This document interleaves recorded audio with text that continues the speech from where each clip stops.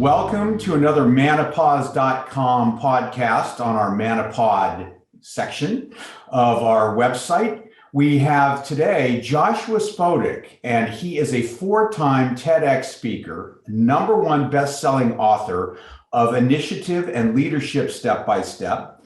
He's host of the award-winning This Sustainable Life podcast, and he's a professor and coach of entrepreneurship and leadership at NYU and Columbia Business School. Wow, that's a mouthful that only I could read. Not and you also forgot that he's a PhD in astrophysics. Well, that was an MBA from Columbia. Hello. All right, podcast is done. Great guy. Thank you. So Joshua, and you go by Josh, right? Your friends call you Josh, so Larry has to call you Joshua. Welcome. Glad to be here. Thank you. You have a very interesting life, and this is probably one of the craziest intros you've ever had, right? Yeah, usually they're much more serious and more not so playful. Yeah, no. Because they haven't reached the stage in life that we have of not taking things so seriously. Yeah. Let's have fun. Yeah. And it is Sunday morning, and it is like super early here on Pacific time, right? So you've already been out and about and done, probably 175 burpees and picked up trash and done everything that you do for a sustainable life. But Larry and I are just having our second cup of coffee. I did wake up. I did do my burpees. I have picked up a whole bunch of trash. And I had a whole bunch of vegetables too. And now you're in NYU doing podcasts with us. That's great. Yeah, and I think we should just preface this whole conversation with the idea that he doesn't just talk the talk, he walks the walk. When we did a pre-interview a couple of weeks ago, we had to sort of end it because it was getting dark in his apartment. And Josh is basically entirely solar powered with a small battery. And it is what it is. And so he's basically off the grid when it comes to that and when it comes to the foods that he eats and the sustainable things that he does. So we want to kind of dive into that and kind of start, Josh, by saying, what inspired you to start doing that? Having been studying astrophysics, did you realize how insignificant we are in the universe, or what made you decide to do this? Well, I want to put all of what I do personally into context, because when you listen to the podcast and if you come to workshops of mine, I work on sustainability leadership. And the top thing that I do is to lead corporate executives, politicians, athletes, and cultural figures. I think that we don't have many role models. And so I lead others. And that's a whole separate thing from living by my own values. Separately, I live by my values. So I don't want people to think that I think that because I live a certain way that others will, that will be leading by example. I think it's necessary, but by no means sufficient. But one of the big things about doing all these things myself is that it's fun. It's a much more rewarding life. That before I started, all right, so you asked how I got started. So, I don't remember a time in my life when I didn't know about sea level rise. I didn't know about plastic pollution. I don't remember, we all grew up with the Crying Indian public service announcement. And most of my life, I thought, well, hopefully someone will take care of it. I didn't mean to cause it. It's not my problem. I mean, it is, but what can I do? And as I got my PhD in physics, I came to think nuclear and really fusion would solve everything. Once we had energy too cheap to meter, then problem solved. That need fresh water, desalinate it. Whatever problem you could have, that would solve it. And then a couple of things happened. The more I learned about it and learned really about how systems work, I saw that pushing more energy into the system, and I could go into a lot more detail, but that would just drive the system faster and yield bigger problems. I can go into that later if you want. And then if you watch my TEDx talks, you'll see I talk about the first time that I took on a challenge to try to live more sustainably. I noticed how much garbage I produced. And I knew that no matter what I did, some of that garbage is going to end up in someone else's lawn or beach or something like that. I could do everything perfect, and that's still going to happen. And maybe I can't fix the whole world, but I can take personal responsibility for my waste. No one else can. I can. So I thought, what can I do? I've got all this garbage. Could I go for 1 week without buying any packaged food? And living in Manhattan, where I'm right now, there's restaurants all over. They're great, some of the best restaurants in the world. There's people train their whole lives to cook much better than I can. Why would I not do that? And I felt like I was taking one for the team, but I gave it a shot. And it turned out that, so there's this one moment when I allowed myself to finish what was on my cupboard. So I had some packaged food in there, some loaves of bread, things. And I thought, all right, so I finished that and I had to go to the store. So I go to the store. I'm on autopilot. I'm not thinking about it. I just walk in, I go up to the shelf that I normally start at. And I look up, and for the first time in my life, I see not the food that I wanted to buy, but the packaging around it, the bottles, the cans, the stickers, the jars, the rubber bands, all that stuff. And I'm stuck because I learned how to cook growing up, but not from scratch. So I knew how to, pasta and jar, sauce. And I'm looking at it, I'm like, I can't get any of this stuff. And there was this very helpless, hopeless, pathetic moment when I was like, for me to eat, for me to live, I have to hurt people. What happens? PhD, MBA, and yet I don't know how to live without hurting people. So I'm standing there for a bit, and perhaps to my, not credit, but helping me out was that my stomach is rumbling. So I'm like, I got to get something. So I go up to the produce aisle where I might once in a while get like some broccoli to stick in something. I'm like, well, this is all I got. And I could go to the bulk section. So I brought my own bags and I was allowing that. So I got dried beans for the first time in my life. And I'm not proud, but in my mid 40s, for the first time in my life, I boiled beans on the stove.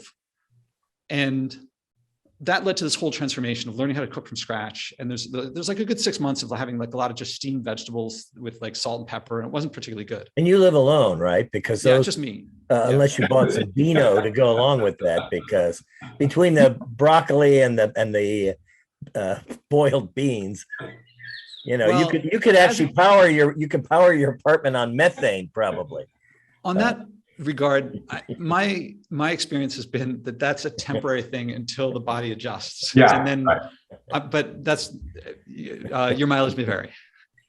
So after about 6 months, my cooking was starting to get pretty good, and now it's gotten to the stage where I get my famous no packaging vegan stews. I did this big thing at Lululemon at their flagship store on Fifth Avenue for Earth Day a couple of years ago, and I've done other events where food is a part of it. So that was a big shift for me. So some of the numbers are that I spend less money on food. My food is more delicious. I host people over more. Also, I kept at it, not at zero, but pretty minimal. So the last time I emptied my garbage, right now today is August 2022. The last time I emptied my garbage was 2019. So I'm coming up on 3 years on one load of garbage, and it's a relatively small load. Like the size, it's a canvas bag. And tote bag. And 3 years of garbage. And what kind of garbage is it? There's a few packaging things here and there. Like I just had to the inner tube on my bike, I had to replace it. The puncture was like right by the what do you call it? The nozzle thing. Yeah. And they're like, yeah, you got to get a new inner tube. So that was like a big thing. There's a lot of stickers in there. A lot of when I sweep up the floor, that lint is a lot of it. I volunteer and I allow myself to get food with some rubber bands and stickers on it. When I volunteer to bring food from stores that they were going to get rid of, I bring it to a community place, and that stuff, since it's going to be thrown away, so I allow myself a little bit of packaging there. That's a lot of it. Most of it is from like 2.5 years ago when I was still cutting down. I mean, there's a few toothbrushes in there, some toothpaste containers. I forget what else. What about like milk instead, or do you not drink milk? Just water. I just drink, there's all these things that I discover that civilization has a lot to owe to beer and fermented beverages. Before that, humans drank water and mother's milk up until they were weaned, and that's it. And once I saw that, I was like, this is great. Water tastes better to me now. I still make my if I get chickpea flour from the bulk section, I can put that in and make a little milk that way. But mostly it's just water. I don't drink fruit drinks. There's all these changes. I didn't mean to for this to happen. I didn't plan it. The point is, this change was, what I was getting to is that the change was, the material stuff was one change, but the internal change was the real change. That was, looking back now, because I do so much workshops with businesses, I put in business terminology. I had a mindset shift toward a learner mindset, followed by a path of continual improvement. And each stage that I go through propels me to the next one. So I don't even know what this sounds like to other people. I know what it sounds like to me, that once I had the challenge of, once I enjoyed cooking for myself, I was like, if this seemed like it was going to be horror and instead is awesome, what else seems like horror that might have awesomeness hidden within it? So I challenged myself to go for a year without flying. And again, everyone is like, oh, you can, but I can't because blah, blah. And everything they say is like everything I had, right? Family, income, adventure, culture, all these things that I want from flying. And my heart leapt out of my mouth. Like I was like, how could I possibly do that? But then it was only 2 or 3 months into it when I found all the things that I thought only flying brought, I got without. So connection with family was greater, more control over my career, more adventure, things like that. So now I haven't flown since 2016, and there's no way, there's not enough money to get me in an airplane again. It's such a wretched experience. And I know that sounds like bizarre to most people. Well, you're right. I mean, nobody likes flying, but like, let's say you decide, you know what, I need to go see Iceland. How are you going to get there? Well, I took sailing lessons a while before Greta, by the way. I took sailing lessons to get across oceans. I was actually supposed to give a talk when the pandemic hit, and the sailboat was all set, but it got canceled. But the bigger thing is to find, I mean, most people didn't fly. I mean, before 1903, no one ever flew. And yeah, but they took large ships, right? Well, after steamships, yeah. Before that, yeah, would you do that? Homo sapiens before that. Would you go on a cruise ship to Iceland if you wanted to go there? I thought a lot about that, and ultimately, I did the research, and no, that's not going to fit within my values. It's got to be sailing. So it's what you're saying is you're enjoying your isolation. Well, do you feel that it's not isolation; it's actually more connection. Interesting. Okay. I know it sounds crazy, and I'm not trying to explain it in here because it's very experiential, but I have more connection to people because I'm here. And it combines very well with the food, because cuisine being one of the big reasons people travel. So in the wintertime, when I'm buying, around here, it's beets and radishes and potatoes, and I got to make it taste good. Well, that's what local cuisine is. That actually makes me more connected to someone in Senegal than actually going to Senegal. To me, that feels like going to the zoo, like to drop in for a couple of days and go to this lovely little cafe that has 5 stars or whatever. Whereas where I'm here, there's so much richness around me. And I have not been able to put into words in a way that someone is like, oh, now I get it, I'm going to do it too. But people who do it too are like, yes. So let's ask a question that Larry and I, we were talking before we started this, where, we both have taken the steps. We drive electric cars. We have solar on our houses. We're doing little baby steps towards helping the environment. What would you say to a normal, family? What's a baby step? What's the first baby step that they could take to sustainability? Well, without that mindset shift, then it's always what I've shortened to CCCSC: cajoling, convincing, coercing, seeking compliance. Mm-hmm. And these things, it just reinforces that you don't want to do it. When someone says meatless Mondays, it's implying, I know you want to eat meat. I want to eat meat too, but we kind of have to. It sucks. No one says seatbelt Tuesdays or drinkless driving Wednesdays. No one says, like, we know you want to drink and drive, but maybe every now and then try driving sober. It's always drive sober. It's always better. So meatless Mondays, to me, you may get compliance in one little area, but you don't get the joy that I have. So, I mean, my big thing is the Spodek method. That's what, like, the core of my workshops and my coaching is to walk people through this process to where they share an environmental value, and I connect that value to, I invite them to connect that value to an action so that they're doing for their intrinsic reasons.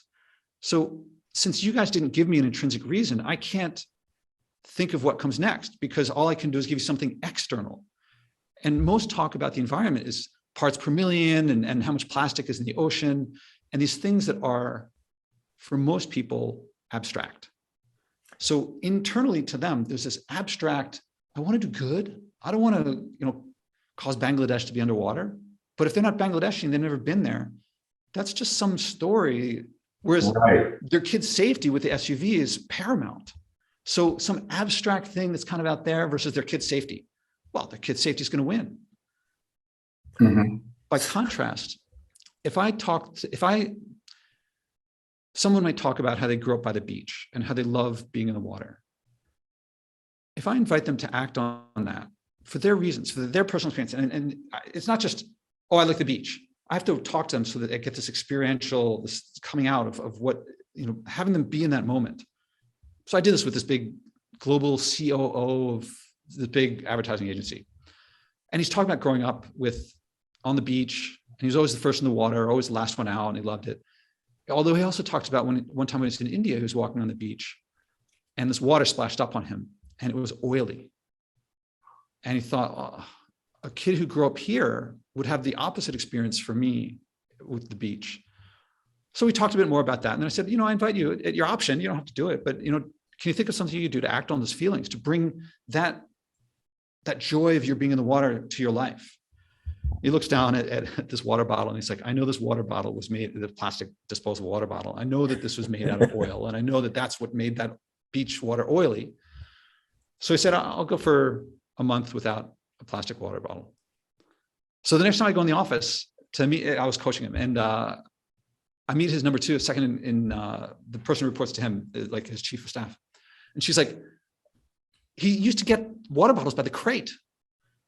And now we see him going up and down the hall with his mug, refilling from the faucet. And what did you talk to him about? So he was leading them inadvertently. And he's I haven't kept in touch with him since, but as of the last time I spoke to him, he was keeping up joyfully. Now, if you focus on big versus little, people are like, what are these little things I can do that don't really bother me? I'm glad that I've made these big changes because they lead to bigger and bigger and bigger changes. And they're joyful and they're more connection. When it's for intrinsic reasons, when there's meaning and purpose, and I know how to evoke that and to imbue the act with meaning and purpose, then big or small, they'll do it again. They'll share it with loved ones. They'll share it with people around them. They exude it. And that will keep going. So I have to tell you something about the plastic bottle because you're just talking about it now. Uh-huh. I have switched. I don't do the plastic bottle anymore.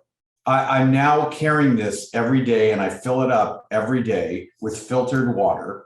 And I don't do the plastic. It now starts to make me ill thinking about it. And if I do have a plastic bottle, I'll use it over and over and over and over again, the same bottle over and over again, instead of, and I should toss that or do something with it, right? In a recycle bin and just stop using it. Just have a cup there because it is such a terrible waste. And it actually becomes part of your identity. I was out back in the day when he used to go clubbing. One of the old DJs was around, and my friend and I, this is actually before the pandemic, but my friend and I went to go see, this old DJ that we really liked. And back then we would buy water bottles at the club because you had to. And we're out there on the dance floor and he goes out and gets a water bottle.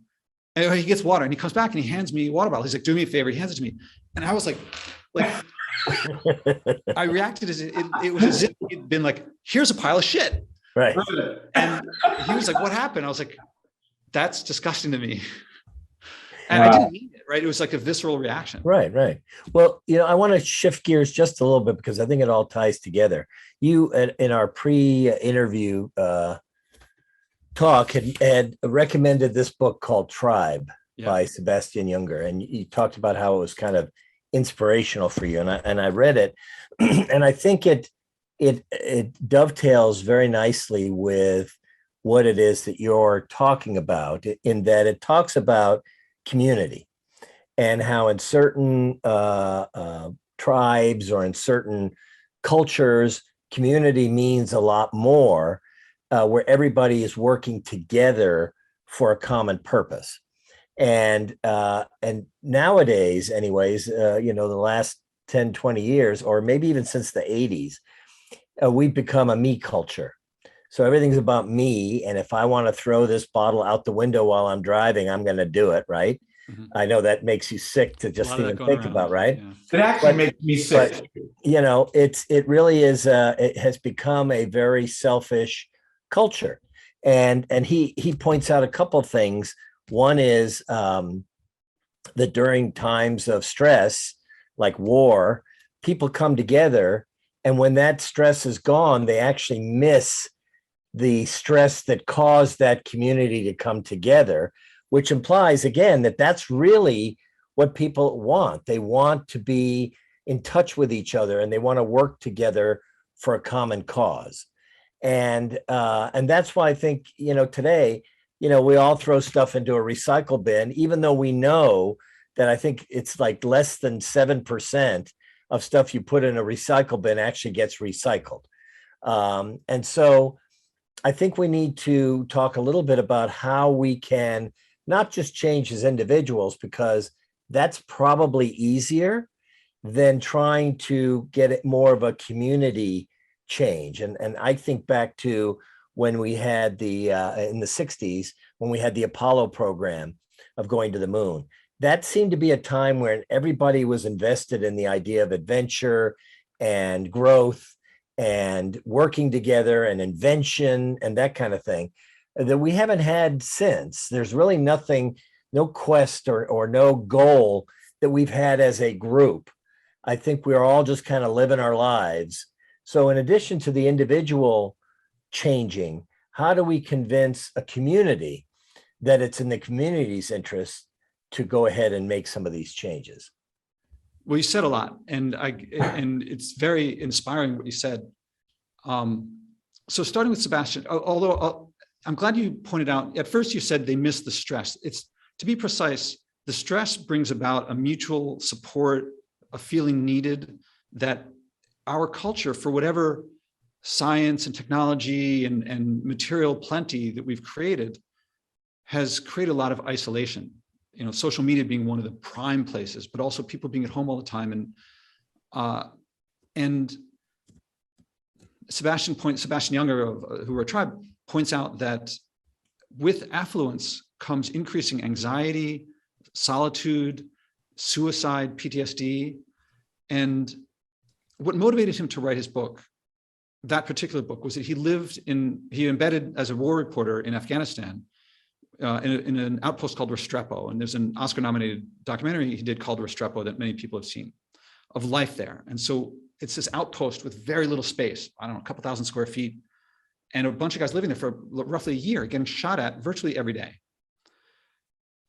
No women, they got some weights that they can lift, and they got to do, but very little there. And then periodically they have to go out and talk to the people there who are sometimes shooting at them.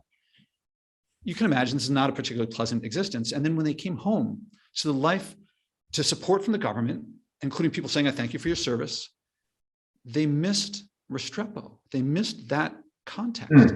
And it's crazy for most of us to think, if you believe the hype, we live in like the best times ever. And in particular in this nation, in one of the best places ever, certainly by material. If you read Steven Pinker's Enlightenment Now, or Better Angels of Our Nature, or a lot of Yuval Harari, and there's a lot of stuff that says it's really great times.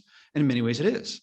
And yet people who know this life and who are shot at prefer to be shot at, because if that's what it takes to also have mutual support and understanding and knowing I'm the most important thing in this guy's life and he is the most important thing in my life right now, and whatever it takes, we're there for each other.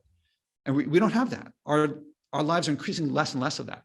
This is why when I didn't fly, I found more connected, because I had to connect with people around me in a way that I can't when I go somewhere else. I looked at, so after the not flying, the next thing was unplugging the fridge to see how long I could go without unplugged, after reading about how most of the world ferments and most of the world doesn't have refrigeration. And that one, I made it 3 months, and then the following year I tried it again, made it 6.5 months. And now I'm approaching 1 year with my fridge unplugged, which means I might not plug it back in again. And Wow. What do you know? Refrigerate. People are like, that's so extreme. It's traditional. Most people don't use refrigeration, and it's been around not that long. And when you look at the amount of waste, people think we should bring more refrigeration to Africa so they waste less food, but we waste more food. And most refrigerators, I think, in this country are filled with people at the store. They're like, you know what? This is the week we're going to get healthy. Let's buy the vegetables. And they're going bad in the crisper. I don't know why they call it a crisper, because things are always going bad in there. And they got frozen pizzas in there, which aren't particularly healthy. Meanwhile, my way is like, I got to buy more fresh. So my fruit is actually more fresh, because every time we introduce something like refrigeration or plastic wrapping every cucumber, we simply lengthen the supply chain until we have no more freshness. It's not any more fresh, but we burned a lot more fossil fuels to get it there. Oh, I'm going on. The next thing I did was now unplug, as you guys mentioned, was to see how long I could go with my whole apartment unplugged from the grid. So I went to the circuit and turned it off. So I didn't know, my goal was a month. I didn't know how to make it past 2 or 3 days. I'm now day 83, 84, and I can't, like, it's a great experience in life to think something's impossible and then to do it. What I don't think I realized when I talked to you guys last time was that I went back and looked at my records on my browser history. And the morning of that I started this, I read Tribe, or rather listened to it. And I think that's one of the things that hit me was I'm sitting there. So I charged the battery, and I knew that, and I just made a batch of stew. So I had like 5 meals there. And I thought, well, that'll get me through a day or two. Should I wait until, like, I know I want to go a month. Should I wait until the cycle for my Con Ed bill, the billing cycle from the electricity bill, so I can do 1 month and get a 0 bill?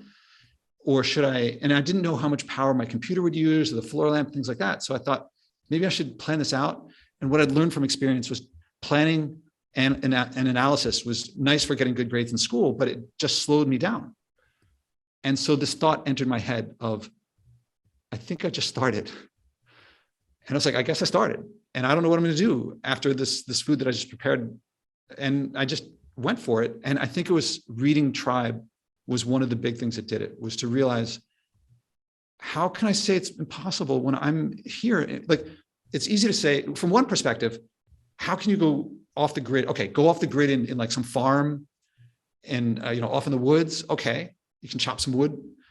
But in Manhattan, how can you do it? From another perspective is, look at all the resources around me. Actually, everywhere is just as plausible if you get it once the mindset shift hits. So that really hit me was, Sebastian also talks about how people come together, people, you talk about there's what causes it? It's like natural disasters like earthquakes and mine collapses. It's also things like 9/11. After 9/11 in New York, violent crime went down, mental health issues went down. In the Blitz in London in the 40s, the government prepared for there's going to be a lot of mental health issues, but they went down. And people with mental health issues, it brought them back in, and so they could help other people. And this was what I really realized. It was almost the linchpin of my message, and what I'm trying to bring to the world is that to live more sustainably, we believe from the mainstream messages that it's deprivation and sacrifice. What are these things we have to do? And the more that I do my Spodek method, in these workshops, a lot of times I walk people through to come up with something that they can do, like avoid plastic straws or whatever they come up with. It's their thing. But if there's an odd number of people, when we pair up and everyone does it, someone does it with me. And at first I used to think, I'm going to run out of things to do, right? Because there's always like the list of 10 little things you can do for the environment, things like that. But what I found was that the more people did it with me, the more things I could find to do. So it's a skill, it's a set of, and it's a perspective. And some of them are like, one of them was some guy invited me to go on this fundraising ride to Philadelphia, where I'm from, to raise funds for this group that's creating a rails to trails, trying to connect a trail from Maine to Florida. Kind of cool. Wow. Philadelphia is where I'm from. So I committed to doing that ride. I wasn't sure if I was going to do it or not. Then before the ride, I had another time when I was doing a workshop and someone led me through, and I said, you know what? I'm going to go take a walk with my dad in the park, a particular meaning to me. And I'm not particularly close with my father. We're not unfriends, but we're not really friends. It was the best conversation I'd had with my dad in decades. And it was because I'm pretty sure mostly it's when he's passing through Manhattan, we meet by Penn Station. Not a particularly pleasant environment. But walking in the woods was just, I mean, we were picking up litter together in the woods, and just most of humans, for most of history, I think up until possibly living memory, could with a short walk be in nature, surrounded by trees or at the beach with no cars honking in the background. And we don't know what we're missing. Well, let me interrupt for 1 second, because not only reading the book, but also having listened to you before is, I didn't really know how to put it together so that it's something that I could advance with. But that is one of my memories when I was at UCLA, is I worked at one of their kids camps that they used to have every year up in Arrowhead. And it was like a 2-week thing where kids from poor families would come up, and, we would do hiking and boating and all that kind of stuff. And I was one of the counselors, right? And at the time, I signed up just so I could put it on my resume. Mm-hmm. But I had such a great time meeting not only those kids, but other counselors and stuff, that I found for about a month. And of course, there was no TV, nothing like that, right? You just sat together, ate together, did stuff together. For about a month after I got back, I was totally depressed being back in society, right? And the same thing kind of happens when you go on vacation. You take a suitcase of clothes, and that's it.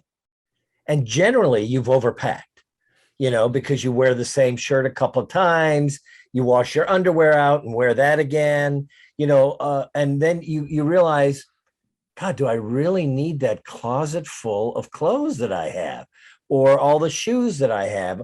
Because you realize I don't, it's one thing, I guess, if you work in the corporate world and you need ties and suits and stuff like that. But for most people, we have way more than we need. And I think we all realize that. It's just a question of saying, okay, how do I as an individual, or how do I as a family? Because I think it's a little harder if you have a family with kids and everything. But how do we take that first step? And what's our goal? Our goal is to live better, to have less stuff, to make less clutter, to make the world a better place, individual or family by family. I think that's the kind of thing that people who will watch this will say, yeah, I've had those experiences too. I know what Sebastian's talking about, but I need to get started. And I think, I know it's hard for you to do that, but I think 1 or 2 or 3 points to give to our audience to say, okay, this is oversimplifying it, but here's a couple of things you should try. And once you do that, you'll come up with your own ideas of what else you can do. So, gun to your head, speaking to people who need this advice, who don't know the first 2 or 3 steps to take. Let's hear what you have to say. Right, remember, gun to your head. Well, I do want to close it. What Sebastian pointed, what I realized in reading Sebastian's was that it's just not just not bad. It is awesome. From that perspective, I mean, the main thing I would do is listen to my podcast and hear the Spodek method a bunch of times, so that you can hear people going through that transition. Because if you can go through that, if you can sit down with your wife, with your kids, with your neighbors, and do the Spodek method and evoke from them, inspire them to act, and have yourself inspired to act. Listen to the podcast. The episodes of Jonathan Hardesty there's a bunch of episodes there, but I walk him through the process, and I describe, because I was teaching him, he's a Texas evangelical, and also a very cool guy in many, many other ways. And he was going to start my version of the podcast for Texas evangelicals. So I was teaching him how to do it. So you can hear, I teach him how to do it. That's the thing I would suggest the most. Now, I'm going to say it from my perspective. How this sounds to others, that's your business. Consider never using a plastic water bottle ever again. Consider never flying again. Consider, you said it's harder for people's families. Joshua Becker was a guest on my podcast. I'm not sure if you know him, but he's a minimalist, best-selling author. And his big moment that switched him over to becoming a minimalist was one day when he was going to clean out his garage. And his son was like, I'm just going to clean the garage, and then son, we can go out and play. So the full day goes by, and the son is like, Dad. And he's like, just a little more stuff I got to take care of. And I think it was then that a neighbor came out and said, maybe you don't need so much stuff. Meanwhile, there's B. Johnson, who's also been a guest. She's a family of 4.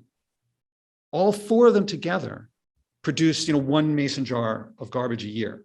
That's 2 sons. And last I checked, they were in their teens.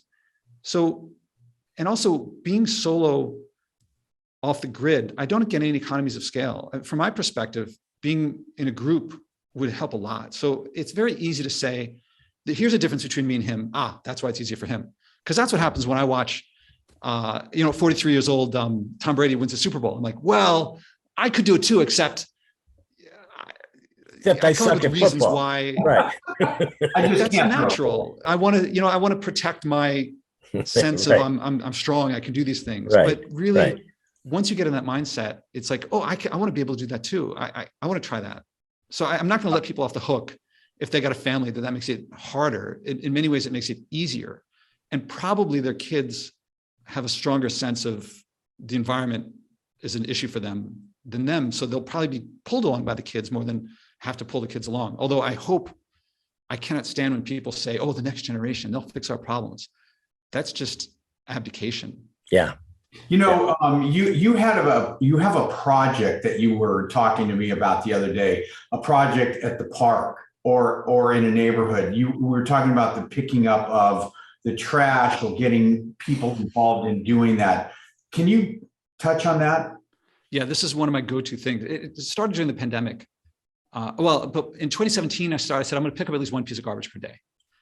And that means 1 second out of the day, because it's all over the place, sadly. And it's gotten much, much more since the pandemic. And also because of fracking makes plastic so much cheaper. And then during the pandemic, Washington Square Park, which is near where I live, the northwest corner has become a drug den.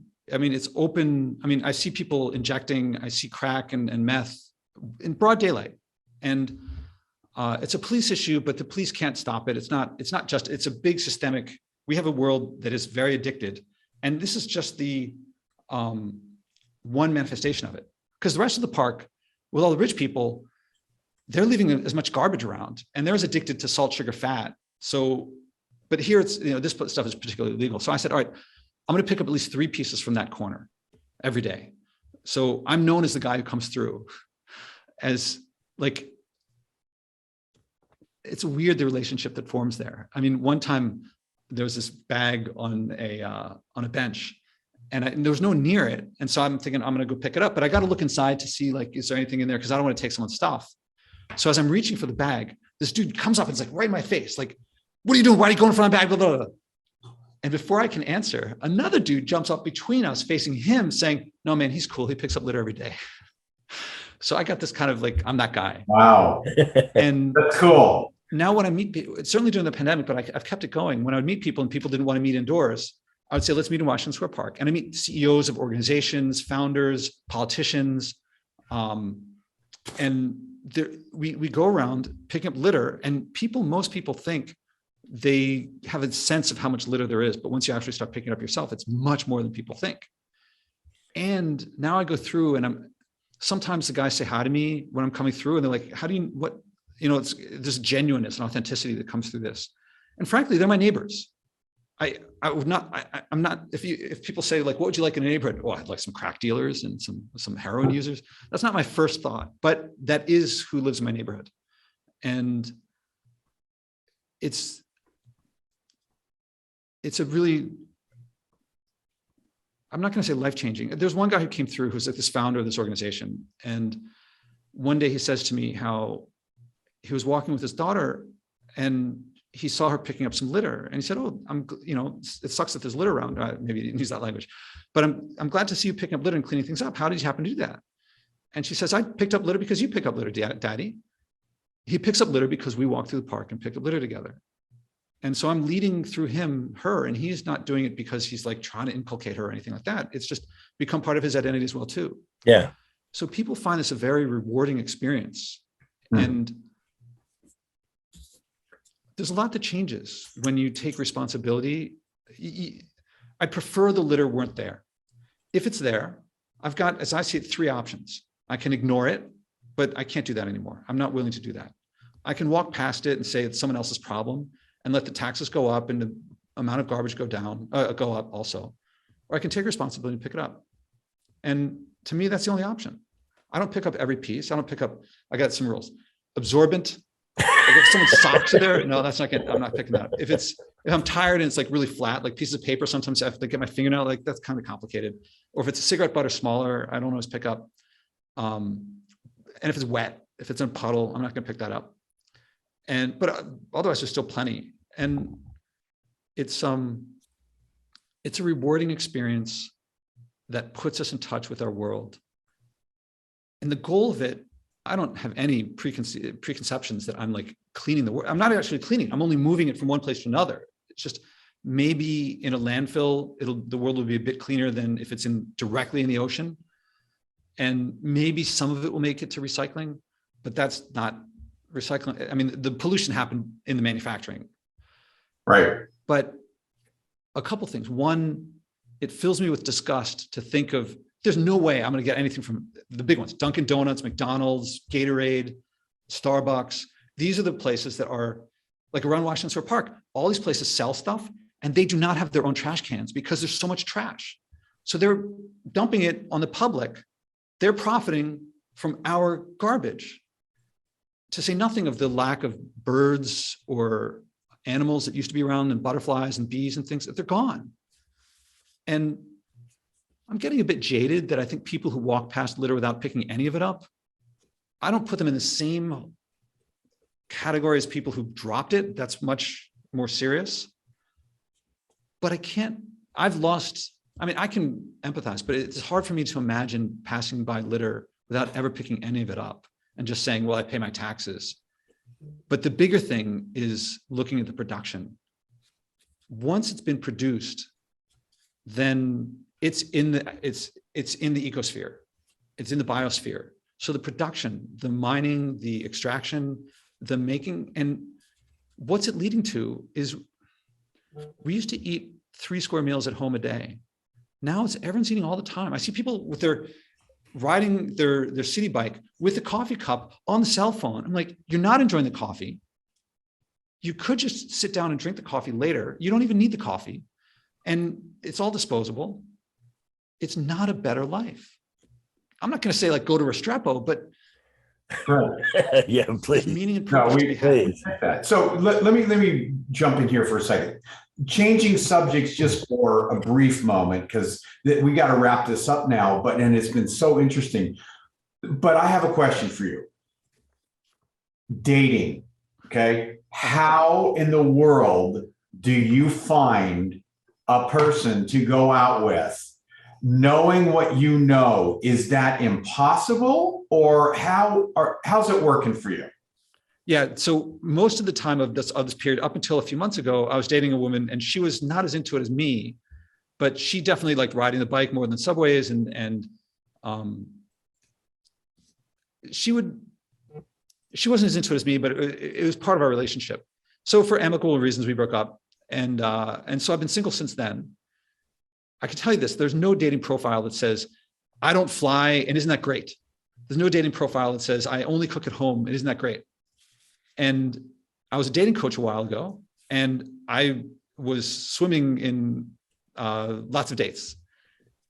And so I know how to pick up women.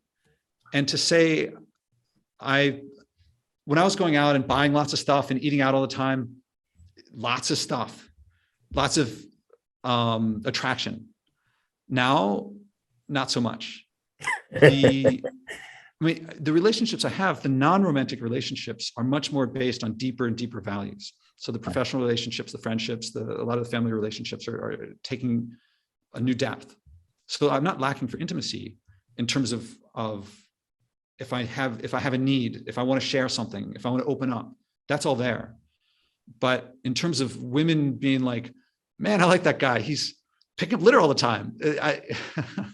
That's not happening so much. I think one of the big things benefiting me is how's this going to come out? I hope I don't sound too crass, but the numbers I had before mean that I'm not feeling like, oh, I'm missing out. I don't fear going through a midlife crisis.